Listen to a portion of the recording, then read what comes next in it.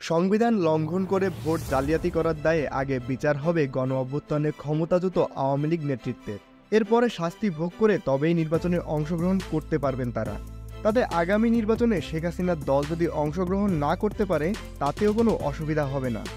বাংলাদেশি নির্বাচন ব্যবস্থা সংস্কারের দায়িত্বে গঠিত কমিশনের প্রধান বদিউল আলম মজুমদার শনিবারে এমনটা জানান। বদিউল আলম দীর্ঘদিন ধরে নির্বাচনী সংস্কারের দাবি জানিয়ে আসছেন। বদিউলের এই মন্তব্যে চক্রান্ত দেখছেন আওয়ামী লীগ নেতৃত্ব।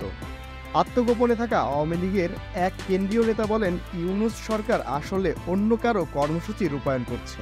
আওয়ামী লীগকে এত ভয় কেন বদিউলের? এই চক্রান্ত কেন করতে হচ্ছে তাদের? অতীতেও এসব করে আমাদের শেষ করা যায়নি, এবারেও হবে না। শেখ মুজিবের নেতৃত্বে স্বাধীনতা পাওয়া বাংলাদেশকে শেখ হাসিনা যেভাবে উন্নয়নের পথে নিয়ে গিয়েছেন মানুষটা জানেন বলেই আওয়ামী লীগকে ভোটারদের কাছে পৌঁছাতে দিতে চায় না এরা। বিএনপির আন্তর্জাতিক বিষয়ক সম্পাদক নাসির উদ্দিন আহমেদ অসীম জানান, তারা কোনো দলের উপরে নিষেধাজ্ঞা চান না। অসীম বলেন, বিএনপি সবসময় দেশে গণতান্ত্রিক পরিবেশ প্রতিষ্ঠার জন্য লড়াই করেছে। আওয়ামী লীগ আমাদের বাদ দিয়ে জালিয়াতি নির্বাচন করত। আমার দল তার পক্ষপাতী নয়। তবে গণ অভ্যুত্থানের পরে ছাত্র জনতা কী সিদ্ধান্ত নেয় সেটা আলাদা।